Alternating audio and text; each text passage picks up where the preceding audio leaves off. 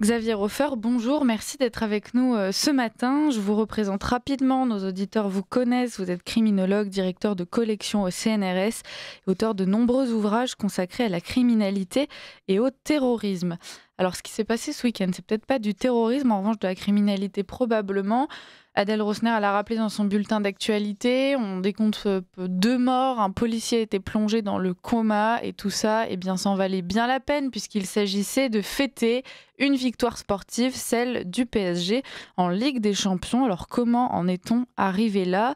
On va essayer de comprendre cela et puis ensuite peut-être, pourquoi pas, de nommer les responsables de ce qui est un véritable carnage. Aujourd'hui, il suffit, je pense, de se balader dans les villes. Chers auditeurs, si vous habitez Paris, vous avez dû croiser des voitures brûlées, des poubelles renversées, des vitrines saccagées. Donc voilà, comment en est-on arrivé là? Qui doit-on tenir pour responsable? Comment faire pour en sortir? Xavier Hofer, on espère que vous allez avoir une réponse à toutes ces questions. Je suis accompagnée de Maëlys Clausel pour cet entretien. Commençons par vous demander votre avis un point de vue assez général sur ce qu'il s'est passé donc ce week-end. Je pense que tout d'abord, pour qu'on assoie tout ce qu'on va faire maintenant sur un socle solide, il faut partir des fondamentaux. On ne peut pas se contenter d'être toujours dans la récrimination, dans ah mon Dieu, ah vous avez vu, ah ben c'est pas bien, etc. Parce que si on fait ça, on n'avance pas, on se flagelle, on se bat la coulpe et on bouge pas d'un millimètre. Le fondement de tout, c'est que encore aujourd'hui, demain ce sera peut-être différent, mais aujourd'hui la France est un État-nation. Un État-nation, c'est une forme politique dans laquelle il y a des gens qui gouvernent. C'est même à eux que l'on délègue le monopole de la violence légitime, c'est-à-dire à qui on donne le droit légalement de nous défendre. Ce qu'est l'État-nation, Raymond Aron l'a défini une bonne fois pour toutes dans les années 1990.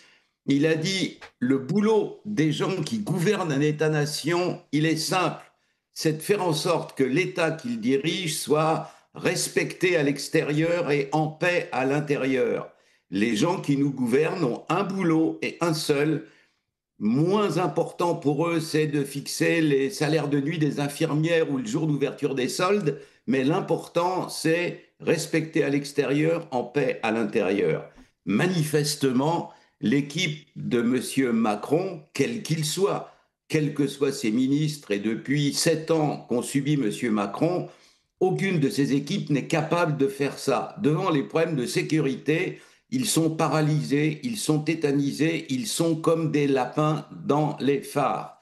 Je vais vous donner un chiffre qui va vous faire comprendre l'ampleur du désastre, parce qu'on peut parler de désastre. Imaginez-vous qu'avec 1000 peines, on a retrouvé les vrais chiffres enterrés sous des tonnes de tableaux Excel que le service des statistiques du ministère de l'Intérieur doit obligatoirement envoyer à Bruxelles, à Eurostat. Alors, on a la dernière année, c'est 2023, parce qu'il faut du temps pour qu'il mouline au niveau des 27, 26 pays de l'Union européenne. Nous avons donc l'augmentation des homicides et des tentatives d'homicide. Une tentative d'homicide, c'est un assassinat raté, si vous voulez. Le type ou la dame est blessée au lieu d'être mort, mais c'est quand Ouais. même une tentative d'homicide. Donc nous avons les chiffres officiels des services de statistiques du ministère de l'Intérieur français transmis à Bruxelles, à Eurostat, donc vérifiés, avérés et contrôlés, de 2018 à 2023, c'est-à-dire sous 6 ans entiers de Macron. Et il arrive à la moitié de l'année 2017, donc on lui fait grâce de 2017, et on va jusqu'à la fin 2023, qui sont les derniers chiffres transmis à l'Union européenne. Homicide et tentative, plus 54%. C'est inouï. Une telle explosion est inouïe depuis que les statistiques criminelles existent en France, c'est-à-dire en gros depuis la Troisième République. Hmm. Voilà, on a affaire à des gens qui ne sont pas capables de le faire.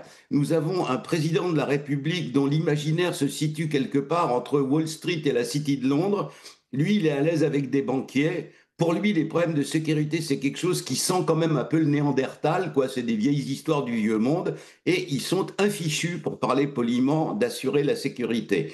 On l'a vu autour du Stade de France quand M. Darmanin M. Darmanin, qui ment beaucoup mieux qu'il ne gouverne, a essayé d'assurer la sécurité lors déjà d'une Coupe d'Europe. On l'a vu il y a 15 jours, on l'a revu le week-end passé. Ils en sont incapables. Voilà la triste réalité. Et ils en sont incapables partout en France. Vous avez vu que même dans des endroits invraisemblables, imaginez-vous qu'à Niort, il y a encore 10 ans, quand un habitant de Niort se retournait à un ongle, c'était le grand titre du bulletin local. Aujourd'hui, il y a des gens poignardés. Mmh.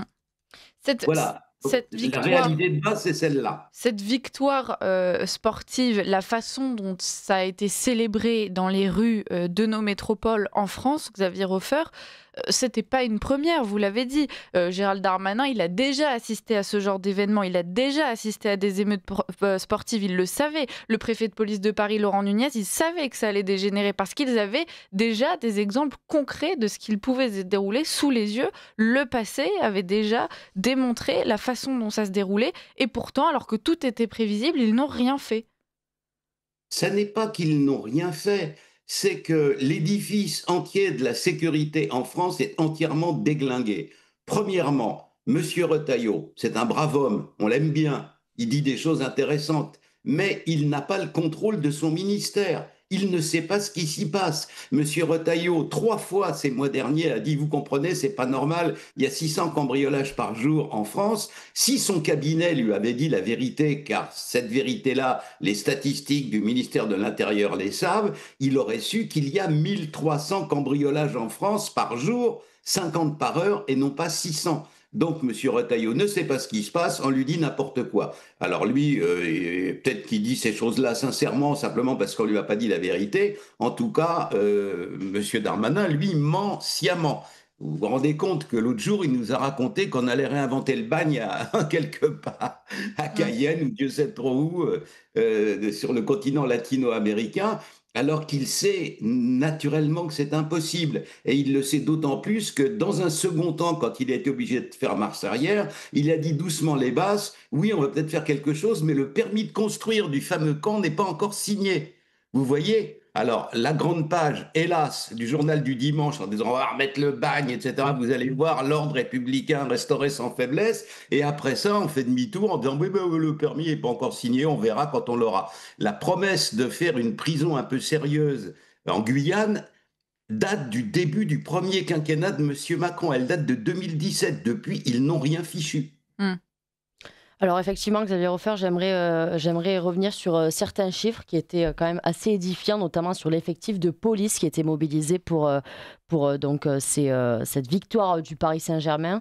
Donc 5400 policiers et gendarmes mobilisés, donc notamment à Paris, 22 policiers et gendarmes, dont un en coma artificiel, donc qui ont été touchés et blessés, et 7 pompiers également qui ont été touchés. Donc vous dites que le système sécuritaire est entièrement déglingué. En fait, on a un peu l'impression qu'aujourd'hui, finalement, malgré des gros effectifs de police, les racailles ne sévissent pas. Ils n'ont plus peur finalement de cet effectif de police, puisqu'on voit que en fonction, enfin, plus les années passent, plus l'effectif de police est grand, mais pour autant, le chaos est toujours plus grand. Enfin, on dit que la police est le dernier barrage républicain. Aujourd'hui, finalement, il y en a plus, quoi, puisque les racailles persévèrent. Depuis des années, depuis même le début du règne et du quinquennat de M. Hollande, la police est complètement minée de l'intérieur. Premièrement, on recrute les policiers sur des critères toujours plus bas. On recrute des policiers maintenant à des petits concours d'entrée dans lesquels on peut entrer avec 4 sur 10. Deuxièmement, les policiers en question, on n'en fait pas des policiers, on en fait des assistantes sociales. On passe le temps à leur faire subir des stages et des formations sur le traitement qu'il faut accorder à certaines minorités sexuelles et ils ne savent pas maintenir l'ordre. Troisièmement, ils ont des armes, mais si jamais ils portent la main à la crosse de leur pistolet, c'est tout de suite l'inspection générale qui leur tombe dessus et ils ont les ennuis les plus épouvantables.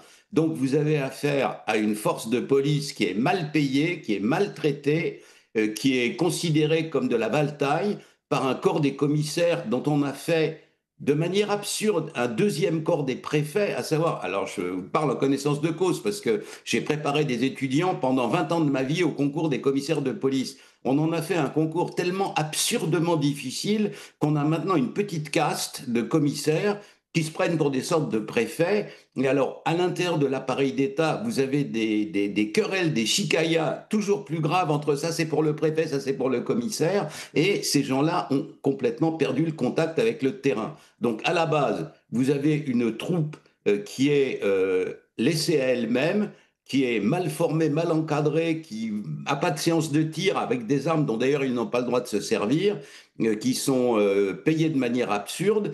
Toujours plus, les fonctions essentielles du ministère de l'Intérieur sont accomplies par des gens de l'extérieur du ministère. Le ministère de l'Intérieur ne dispose plus, par exemple, de ses propres stations d'essence pour ses propres camions. Et donc, c'est une force qui, en apparence, a l'air solide, mais qui, en fait, est totalement déglinguée. Voilà ce qui se passe. Alors, naturellement, on peut en mettre 5 000 ou 10 000. S'ils sont mal formés, s'ils sont pas très efficaces, eh bien, il ne faut pas s'étonner du résultat. En plus de ça, s'ils mettent un coup de poing à un des voyous qui viennent en se moquant, mais absolument totalement, de tout ce qu'il peut y avoir de sportif dans l'événement, qui viennent pour piller les boutiques et qui viennent piller les magasins de luxe sur les Champs-Élysées, s'il y en a un qui prend un coup de poing, immédiatement, vous allez avoir LFI, la Ligue des droits de l'homme, etc., qui va leur tomber dessus. Donc la force de police de base, elle est démoralisée et à part quelques petites unités de CNRS qu'on envoie se promener d'ici et là en France en fonction des émeutes, il n'y a plus grand-chose qui tienne le choc, vous savez. J'ai des plaintes, j'entends des policiers, ce que je vous dis, j'entends des plaintes toutes les semaines. Et il y a un problème assez général, en fait, Xavier Hofer, si on vous comprend bien. Il y a un problème sur le terrain avec la façon dont les forces de l'ordre peuvent agir. Il y a un problème au niveau de la justice, parce qu'on sait que par ailleurs, ces racailles, si jamais elles sont interpellées, n'iront probablement pas en prison, feront peut-être un peu de garde à vue, mais seront relâchées de toute façon. Il y a un problème au niveau politique et médiatique avec une omerta qui pèse. On pourrait en dire quelques mots avec ces journaux qui expliquent que voilà, on a eu des scènes de liesse, que tout le monde est content. Bon, il y a eu quelques heures, mais finalement, ce qu'on retient, c'est quand même la joie du moment. On a ces hommes politiques, on se rappelle à l'époque Gérald Darmanin qui avait expliqué, donc dans à peu près le même cas de figure, avec une ampleur moindre, cela dit, qu'en fait, c'était les supporters anglais qui se tenaient mal. On va peut-être pouvoir aussi nommer les responsables à un moment donné, mais voilà, commençons par cette omerta qui pèse aujourd'hui sur le sujet. Alors, elle est simple et elle est inquiétante. Euh, Quand un pouvoir politique en vient à mentir à ses propres fonctionnaires, quand je donne des fois à des commissaires ou à des officiers de gendarmerie les chiffres venus du ministère de l'Intérieur eux-mêmes, mais qu'on cache, y compris à ses personnels, on est dans l'Union soviétique de 1985. C'est-à-dire que le fait de mentir à ses propres troupes, de mentir à son public, de balayer la poussière sous le tapis systématiquement, de dire systématiquement circuler, il n'y a rien à voir, il ne se passe rien, c'est naturellement le début de l'écroulement. Ça ne peut pas durer longtemps. Il arrive un moment où, je prends un exemple. À l'heure actuelle, non seulement les cités hors contrôle, on parle d'abord de celles du nord de Marseille, mais il y en a partout maintenant en Ah France. oui. Le jour où les cités en question, dans une de ces cités qui grouille d'armes sur un seul petit gang de cité, on a trouvé récemment 4 ou 5 armes automatiques de guerre de la dernière génération. Et écoutez bien, ce ne sont plus des vieilles Kalachnikov maintenant qui viennent du fin fond de la Libye ou des Balkans, etc. On trouve par terre, après des rafales, des balles de calibre OTAN, c'est-à-dire de calibre 5,56, c'est-à-dire des armes qui ont été exportées par une armée ukrainienne qui perd pied et qui sont maintenant revendues en douce, y compris en Europe. Donc vous avez ces armes-là qui sont avec des cadences de tir beaucoup plus précises et beaucoup plus rapides que celles des vieilles Kalash. Un jour, un camion de police traverse une des cités en question, il se prend une rafale d'une de ces armes de calibre 5,56 et il y a 3 policiers morts à l'intérieur. Qu'est-ce qui se passe? On continuera à dire qu'il ne se passe rien? Mm. À un moment donné, il va y avoir une explosion. C'est-à-dire que nous sommes à l'heure actuelle dans l'espèce de moment où, vous savez, la reine Marie-Antoinette, avant d'être décapitée, dit un petit moment encore, monsieur le bourreau. On en est là. On essaye de cacher la réalité aux gens de l'explosion criminelle qu'il y a à l'heure actuelle. Je vous le rappelle, homicides et tentatives de 2018 à 2023, rien que des années Macron, plus 54%. Plus 54%. Donc, voilà où nous en sommes à l'heure actuelle. Et à un moment ou à un autre, vous savez, le président Lincoln disait on peut mentir à tout le peuple un moment, on peut mentir à une partie du peuple tout le temps, on ne peut pas mentir à tout le peuple tout le temps. Il arrivera un moment donné où la vérité va éclater au grand jour. Et justement, quel Ça qui se sera passe. ce moment donné, Xavier Hofer? On a un peu l'impression qu'en fait, les médias, le jour où ils diront la vérité, il faudrait limite qu'il y ait une guerre civile. Enfin, j'ai envie de dire, ils sont tout le temps en train de tout minimiser. Quel sera le point, comment dire, le point Point de culminant, rupture. ouais, le point Alors, de rupture pour qu'ils disent enfin la vérité? plus ça va, plus les médias asservis, c'est-à-dire ceux qui en réalité font la propagande du ministère de l'Intérieur. Vous savez, la différence entre une presse libre et une presse asservie, c'est que la presse libre s'exprime avec les mots qu'elle a choisis, avec les termes qu'elle a décidé d'employer, tandis que la presse asservie, elle utilise les mots qu'on lui dicte. Voilà, c'est-à-dire que quand vous retrouvez 50 fois le même mot dans 50 journaux différents, c'est qu'en réalité, les 50 journaux en question forment une espèce de pravda collective, de bulletin officiel, et reprend en réalité, comme on dit, les éléments de langage fournis par le groupe gauchiste qu'on appelle par gentillesse l'agence France Presse. Voilà, donc c'est ça qui se passe à l'heure actuelle. Mais naturellement, les gens ont des yeux pour voir. Vous avez vu qu'à l'heure actuelle, année après année, la confiance accordée aux médias officiels baisse. On en est à l'heure actuelle à 25%. Ouais. Il y a 75% des gens qui ne font plus confiance aux médias officiels pour s'informer. On n'est pas dans l'URSS de Staline où il y avait un journal et point barre, tout le monde était obligé de le lire. Maintenant, on peut s'informer par des centaines de sources d'informations.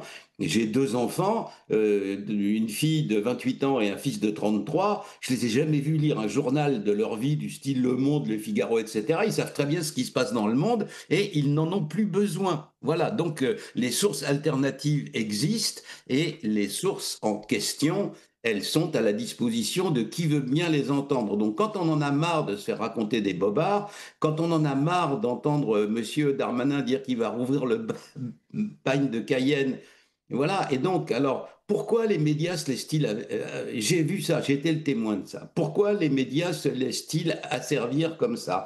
Parce que les hommes politiques ont un talent, Monsieur Darmanin a ce talent-là, c'est qu'il fait venir des journalistes un peu naïfs et il leur dit votre carrière est faite, jeune homme, je vais m'occuper de vous, vous allez voir, dans peu de temps, vous serez à des postes prestigieux. Alors vous avez des petits niais comme ça qui se laissent avoir et qui après ça font la propagande de Monsieur Darmanin. Je vais vous dire ce qui va leur arriver aux petits niais en question, parce que M. Darmanin n'est qu'un sous-Sarkozy. Donc il va arriver à ces gens-là ce qui est arrivé à ceux qui ont cru en M. Sarkozy. M. Sarkozy, comme toute la droite orléaniste depuis la nuit des temps, c'est-à-dire depuis le 19e siècle, il va se passer la chose suivante, c'est que M. Sarkozy a fait campagne avec Patrick Buisson et avec c'était promis, hein, un ministère de l'identité nationale.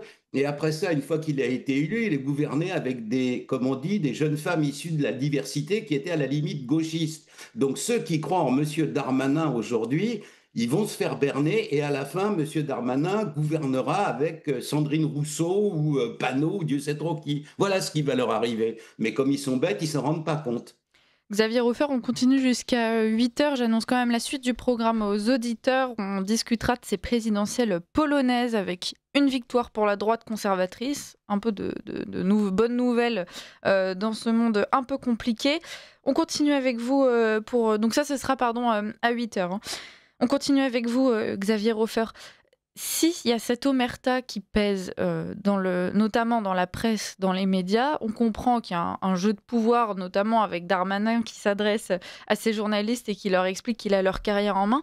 Est-ce qu'il n'y a pas aussi une gêne à identifier les profils de ces fauteurs de troubles, de ceux qui commettent ces carnages dans nos villes? Parce qu'en réalité, il faut, je pense, oser poser la question, combien sont issus de l'immigration? Combien sont le fruit de cette immigration? On le sait, la plupart viennent de ces cités où la densité de population donc issue de l'immigration est particulièrement élevée. Et aujourd'hui, est-ce qu'il ne serait pas bon d'enfin poser des statistiques sur ce genre de profil? Mais attendez, tout le monde le sait. Oui, Les mais Français personne ne ne le sont dit. pas idiots. Personne ne le dit. Mais non, mais c'est pas important ça. L'important, c'est que les gens aient conscience de ce qui se passe. Vous avez, dans un pays moderne comme est la France, vous avez trois formes de criminalité. Vous avez d'abord ce qu'on appelle la criminalité en col blanc. C'est les notaires, les Mm. banquiers, etc., qui vont piquer l'argent et puis partir avec le fric de leur public aux Seychelles. Voilà, ça c'est une forme de criminalité. Deuxième forme de criminalité grave, les atteintes à l'environnement, les gens qui versent des effluents empoisonnés dans la rivière. Alors, les poissons crèvent, l'herbe autour absorbe les effluents, les vaches, le lait, et puis après ça, dans les endroits où ça se passe, les gens meurent de cancer beaucoup plus souvent. Et troisièmement, ce qu'on appelle la délinquance et la criminalité de voie publique. Et cette délinquance et criminalité de voie publique, elle est de 80 à 90% le fait d'éléments halogènes, c'est-à-dire qui ne font pas partie de la population d'origine. Ça, c'est clair, net et précis. Mais tout le monde le sait. Dans toutes les 3 ou 4 années qui précédaient les Jeux Olympiques, on a émietté les arrivées de clandestins, on les a dispersés dans les villes moyennes et Mm. même dans les petites villes. Maintenant, dans les derniers villages au fin fond de la Creuse et du Cantal, tout le monde le sait, tout le monde l'a vu. Donc, ça n'est pas la peine de penser que parce qu'on n'en parle pas dans le monde, et parce que le monde, encore récemment, a fait une page entière désopilante sur le fait que l'immigration n'avait rien à voir avec la criminalité, et que tout ça, c'était des fantasmes issus des sectateurs des heures les plus sombres de notre histoire. Donc, voilà, vous avez ce genre de choses, et tout le monde fait comme s'il le croyait. Mm. Mais cet édifice-là est extrêmement fragile, c'est-à-dire que ça ne tient pas à la première secousse. Le jour où il y a une secousse importante, tout s'écroule. Et après ça, vous allez avoir, je peux vous dire déjà quelle sera la prochaine étape, alors que ce soit les jeunes niais de journalistes soi-disant de droite ou que ce soit ceux de gauche, etc., ils vont nous faire valoir quelque chose qui était connu par l'Église dans les siècles passés et qui s'appelle la morale de l'intention. Oui, c'est ce que j'ai fait, c'est pas beau, mais mes intentions étaient pures, vous Mm. comprenez? Je voulais bien de l'humanité, je voulais sauver les pauvres petits enfants venus du tiers-monde, etc. Donc le prochain coup, c'est la morale de l'intention. Mais ça, c'est quand la baraque leur sera tombée sur la tête. Ça vient, on sait quand ça vient. On sait, la France est un pays qui est long, qui a une histoire, et donc les révoltes ne viennent jamais au pire moment, elles viennent un peu après, quand les choses commencent à s'arranger, quand les choses commencent un peu à s'arranger, alors brutalement, la population ne supporte plus ce qu'elle subit. C'est un classique, ça s'est produit pendant des siècles. En dehors de la périphérie des grandes métropoles, la population française est toujours à peu près la même. Et attention au moment où les choses commenceront à aller un petit peu mieux. Oui, mais manifestement, Xavier Hofer, les choses n'iront pas mieux demain. Donc, je pense que, pour qu'il y ait un véritable point de rupture, comme on a dit, il faut qu'il y ait une réelle fracture finalement entre ce peuple halogène, comme vous le dites, et le peuple de souche, pour que vraiment, il y ait, qu'il y ait de vrais, de vrais entre guillemets, une vraie prise de conscience collective, quoi, et pas simplement quelques journaux qui titrent qu'il y a effectivement un petit problème. Euh, les, les, Au niveau d'un peuple entier et au niveau de l'histoire, les prises de conscience ne se décrètent pas, elles adviennent. À un moment donné, euh, ça faisait peut-être depuis 20 ans que la population des pays de l'Est commençait à en avoir marre de l'emprise de l'Union soviétique et de l'emprise chez eux de partis qui en fait ne représentaient que la force armée et la brutalité, c'est-à-dire le Parti communiste tchèque, le Parti communiste polonais et consorts. Tout ça a évolué en silence. Tout ça s'est passé sans que personne ne le voie à la surface. Un grand philosophe du XXe siècle, que ceux qui le dénigrent feraient mieux de lire, Martin Heidegger a dit: l'arbre pousse par les branches, mais pousse aussi par les racines. Les choses poussent aussi par les racines. Et s'agissant des pays de l'Est, un beau jour, un pape, originaire d'un de ces pays, s'est rendu dans son pays d'origine. Il a prononcé une simple phrase. Il a dit: n'ayez pas peur. Et l'énorme Union soviétique et l'énorme bloc de l'Est s'est effondré sur lui-même dans les 6 mois qui ont suivi. On ne décrète pas ce genre de choses. Il aurait dit ça 3 ans avant, si ça se trouve, ça n'aurait eu aucun effet. Donc, à un moment ou à un autre, il va y avoir une prise de conscience. Regardez, la prise de conscience, elle est en train de se produire sous nos yeux, de l'autre côté de la Manche, en Grande-Bretagne. Regardez ce qui se passe. Mm. Voilà. Le parti conservateur n'est plus que l'ombre de lui-même. Le parti socialiste, social-démocrate, le Labour Party, est en train de s'effondrer. Regardez qui gagne toutes les élections de mi-mandat, regardez où ça se passe, regardez qui est en tête de tous les sondages. La révolte, ce n'est pas seulement des gens qui sont dans la rue avec des pistolets ou des fusils, c'est plutôt la mode 19e siècle. Ça peut être une révolte citoyenne et ça peut être le fait de se dire on va tous les virer et on va les remplacer par des gens qui, au moins, ne nous mentent pas depuis 20 ou 30 ans. Xavier Refer, concernant les solutions qu'on pourrait mettre en place pour permettre que les prochaines victoires sportives se déroulent bien, en fait, comme ça a été le cas pendant des années. Qu'est-ce qu'on peut faire? Parce que le piège dans tout ça, c'est cette sursécurité qu'on va nous vendre. On va nous dire on va mettre des caméras à toutes les rues, on va encore doubler les effectifs de police, on va multiplier les contrôles. En réalité, il y a un intellectuel que j'apprécie qui explique qu'on ne veut pas sécuriser l'enfer. Est-ce que c'est pas finalement ce qu'on va devoir se résoudre à faire? Non. Le jour où nous avons un chef de l'État efficace, c'est-à-dire qui est décidé à reprendre des choses en main, il suffit qu'il convoque dans son bureau son ministre de la Justice, son ministre de l'Intérieur, le directeur général de la police nationale, le directeur général de la gendarmerie nationale, le patron de la pénitentiaire et moins de 10 personnes dans son bureau et qu'il leur ordonne cette chose absolument révolutionnaire, application du code pénal tel qu'il est aujourd'hui.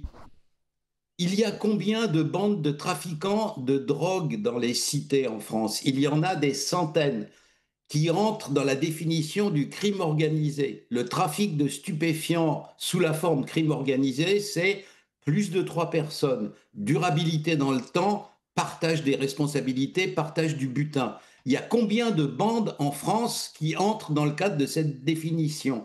À coup sûr des centaines, peut-être un ou deux milliers. Eh bien, quand les gens en question sont attrapés avec de la drogue, que prévoit le code pénal aujourd'hui? Il prévoit perpétuité et il prévoit 7 500 000 euros d'amende. Y a-t-il une fois au cours des 20 dernières années un seul de ces gangs qui ait subi même le 10e de cette peine?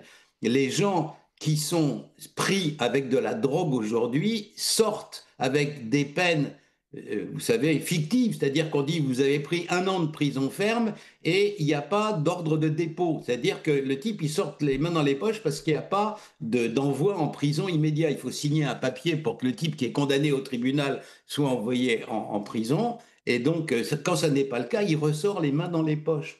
Vous savez, les criminologues, ils ont une certaine, ils jouissent d'une certaine bienveillance de la part des voyous. Et donc, le nombre de fois où j'ai été arrêté dans la rue en me disant hey, Refer, c'est toi, on t'a vu à la télé, c'est bien ce que tu fais parce que ça les intéresse. Si j'étais prof en physique nucléaire, naturellement, je ne les intéresserais pas du tout, mais là, ça leur plaît beaucoup, criminologues. Ils me demandent si j'ai vu des mafieux, etc. Donc, ça se passe bien avec eux. Et il y en a qui me disent, il y a mon cousin, là, il était au tribunal et puis il est ressorti les mains dans les poches. Mais même eux ne trouvent pas ça normal. Même les mammifères ont une idée de la justice. Quand votre chat a piqué le saucisson et que vous lui dites viens ici pour voir, il a la queue entre les jambes, il n'est pas fier, il sait qu'il va lui arriver quelque chose. Eh bien, même les racailles sont dans cette disposition d'esprit-là. Ils trouvent absolument anormal, d'autant plus que les individus en question ont généralement une mère patrie, et quand ils retournent par hypothèse de l'autre côté de la Méditerranée, c'est pas le même jeu, quoi. S'ils commettent l'erreur d'en faire le centième, ils se retrouvent dans une baraque Algeco en plein Sahara et ils comprennent leur douleur. Donc en France, ils ne trouvent pas ça normal. Donc, rétablissement de l'autorité de l'État, c'est l'application du code pénal tel qu'il est aujourd'hui. Il n'y a rien à y changer. Les émeutes, article 227-17 du code pénal, tout adulte ayant la responsabilité d'un enfant mineur, c'est-à-dire père adoptif ou tuteur, et qui met ce mineur en état de danger physique ou moral, danger moral, c'est le fait d'être dans la rue à 3 heures du matin, acheter des cocktails Molotov sur la police, par exemple. 3 ans de prison, 20 000 euros d'amende. Qui a jamais été une fois condamné à ça en France? C'est pas la peine de faire des grandes lois. Il faut commencer à appliquer le code pénal. Si jamais, au bout de 3 ans, on voit que l'application du code pénal a besoin d'un petit ajustement à droite ou à gauche, Ouais. mais je suis persuadé qu'à 90%, ça serait efficace. Il faut appliquer le code pénal que tout le monde peut acheter dans une librairie chez Dalloz. Vous regarderez. En réalité, c'est très sévère. Hein. En 10 secondes, Xavier Hofer. Voilà, c'est très sévère, mais on n'applique pas. Bah oui, et Donc, on espère qu'un jour, on espère qu'un jour on va appliquer ce code pénal. Et puis effectivement, comme tout le monde peut l'acheter, ce serait chouette qu'on se mette tous à acheter un code pénal et qu'on écrive à nos députés en leur demandant, bah voilà, il s'est passé ça dans ma ville, il s'est passé ça dans mon département, je demande l'application du code pénal. Je lance l'idée, mais pourquoi pas. Merci. L'application de l'article temps, ligne temps, et voilà, vous allez voir, c'était... À part respirer, on n'a pas le droit à grand-chose, vous savez. Oui, et de moins en moins. Merci Xavier Hofer d'avoir été avec nous pour cet entretien. Je rappelle que vous êtes criminologue, directeur de collection au CNRS, auteur de nombreux ouvrages consacrés à la criminalité, au terrorisme. Malheureusement ou heureusement, on sait qu'on aura bientôt d'autres sujets à vous soumettre dans les semaines et mois à venir. Donc à très bientôt. Moi, j'en ai marre de cette France, j'en ai marre de bosser pour donner de l'argent à des gens qui ne foutent rien et qui cassent tout. Moi, j'étais fier d'être français. Je vais vous dire, mon traiteur, je vais arrêter et puis je vais partir loin. Je vais peut-être aller en Irlande, en Écosse, je resterai pas en France. Moi, je laisse la France à tous ces individus mais qui cassent tout, qui détruisent tout. Parce qu'il y en a marre. On était les meilleurs, on était les plus beaux, on avait un pays d'accueil, de tourisme et tout. Vous avez vu là les restaurateurs, comment ils vont faire là? Les gens ils rigolent, ils viendront pas en France, hein. Ils viendront pas en France si c'est pour retrouver leur bagnole brûlée ou quoi que ce soit. Moi j'aimerais bien avoir un de ces guignols devant moi là. Un de ces guignols devant moi. Mais il y a du boulot en France. On n'a qu'à élever les gosses correctement au lieu de les laisser dans la rue, se démerder, voler les scooters, les trottinettes et faire les jacks. Voilà, c'est tout ce que j'ai à dire. Bah, pourquoi on irait travailler? Moi, pendant 5 ans, j'ai cherché un plongeur, monsieur. J'ai jamais personne qui s'est pointé. Jamais personne. Alors me dites pas qu'il n'y a pas de travail. Je suis pas macroniste, mais quand il dit traverser la rue et aller voir, c'est sûr que ça fait pas plaisir parce que ça relance beaucoup de choses dans la tête. Vous savez pourquoi on en a marre des racailles? Pourquoi on en a marre des cassos? Pourquoi on en a marre des votants LFI et de la population qui est drivée et draguée par LFI? Vous savez pourquoi on en a marre? Pour ça. Le 31 mai s'approche à grands pas. Et je vous parle sincèrement, ce qui va se produire le 31 mai aux Champs-Élysées sera historique. Je sais pas si vous vous rendez compte, mais si le PSG perd la finale de la Ligue des Champions, ça sera la guerre civile à Paris. Et si le PSG gagne, ça sera l'enfer pour la BRI, la BAC et la police nationale. Ah, vous êtes pas prêts, hein? Vous êtes pas prêts. La météo, t'as les ouf, la température, t'as les ouf à Paris samedi 31 mai. Regardez, samedi par là, 29 degrés, 29 degrés, 29 degrés. Ça va être historique, ça va être historique ce qui va se passer samedi aux Champs-Élysées, ça va être monstrueux. Ça perd, c'est la vraie de vrai enfer. Ça gagne, c'est l'enfer paradisiaque. Mais ce qui est sûr, c'est que ça sera l'enfer avec la police. Avec la police. Pétard, Satan 2, bombe atomique, artifice, fumigène, tout ce que tu veux, cocktail Molotov. Mais il bave l'enculé, j'avais même pas vu qu'il bavait. Oh, t'es dégueulasse, bordel. Ça sera Call of Duty, Call of Duty, GTA, GTA real life, GTA vraie vie. Et le Snapchat FR là, le Snapchat FR le 31 mai, comment ça va percer le Snapchat FR. Le story de tout le monde, oh my god, tout le monde va percer. Regarde ça, il a ses poils de barbe collés dans sa bave dégueulasse. Ah putain. Oh. Samedi, tout le monde va devenir créateur de contenu, influenceur. Eh, vraiment, on est né pour briller. On est né pour briller. Samedi. Il postillonne de partout, il est dégueulasse. Il est dégueulasse. Ah, je peux pas continuer, désolé, de toute façon, il reste 3 secondes. 31 mai, Paris, c'est magique. Voilà, Paris c'est magique, c'est bien, hein. Appelle tout simplement à foutre le bordel dans les rues de Paris, ça bave de partout, ça parle comme une merde, ça... Je pense le coefficient intellectuel d'à peu près une moule en fin de vie, hein, une moule sénile, une huître, à la limite, une huître nouvelle-née. Hein. Voilà pourquoi on en a marre des racailles, pourquoi on en a marre des cassos, et donc des votants LFI. Hein, c'est, voilà, Ce mec représente tout ce qui nous casse les couilles, littéralement.